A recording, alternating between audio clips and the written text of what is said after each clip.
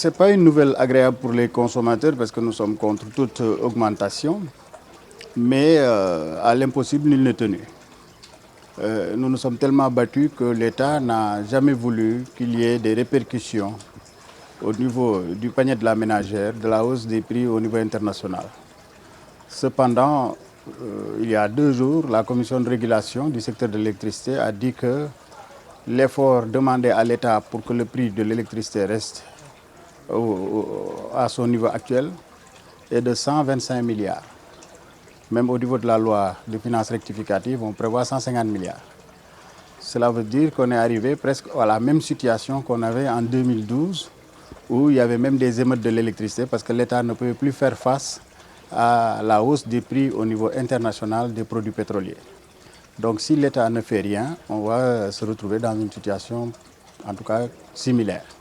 Et c'est la raison pour laquelle, puisque les prix à la pompe du carburant sont indexés sur le prix au niveau international, il était prévu que quand les prix augmentent au niveau international, qu'il y ait un ajustement au niveau local.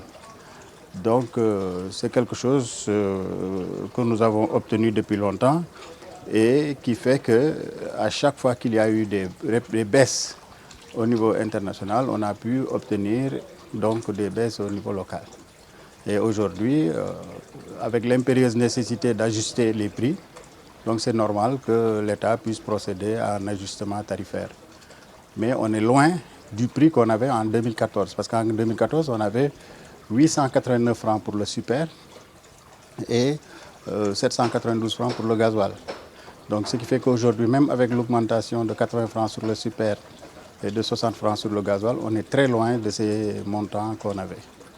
Donc maintenant, ce que cela va impliquer, c'est que ça va demander à l'État d'être vigilant pour qu'il n'y ait pas de tentative de spéculation venant des autres secteurs pour arguer de la hausse des prix du pétrole, notamment le transport. Parce que vous savez que depuis qu'il y a eu toutes ces baisses-là sur le gasoil, il n'y a eu aucune répercussion sur le consommateur. Et à l'époque, l'État nous avait dit oui, c'était des modifications conjoncturelles. Donc si on les appliquait pour baisser le prix du transport, demain on va augmenter et ce sera donc un effet de yo-yo.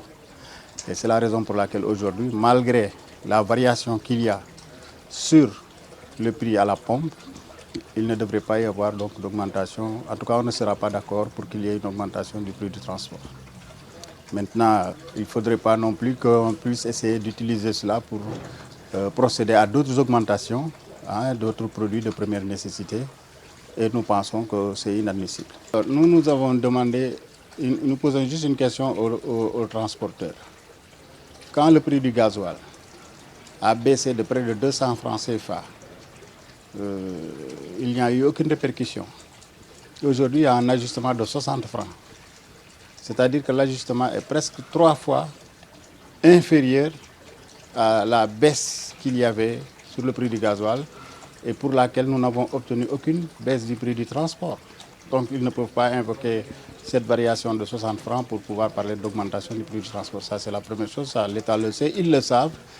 Et ils veulent essayer de profiter de la situation pour réclamer des choses qui ne sont pas vues. Mais ce qui se passe aujourd'hui, c'est qu'il y a une baisse de près de 200 francs. Ils n'ont pas baissé.